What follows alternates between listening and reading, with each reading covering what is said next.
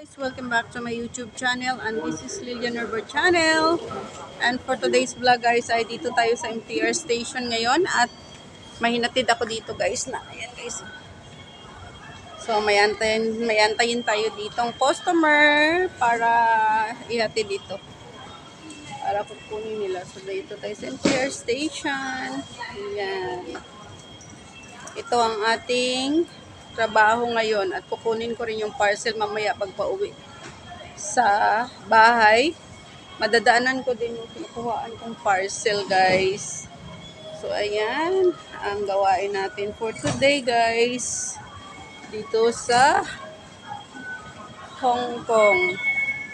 Delivery ng parcel. Ayan. Taga-kuha at taga-deliver. So, ayan. Thank you so much for watching, guys. God bless and I love you all. Ingat kayo palagi. Bye, guys.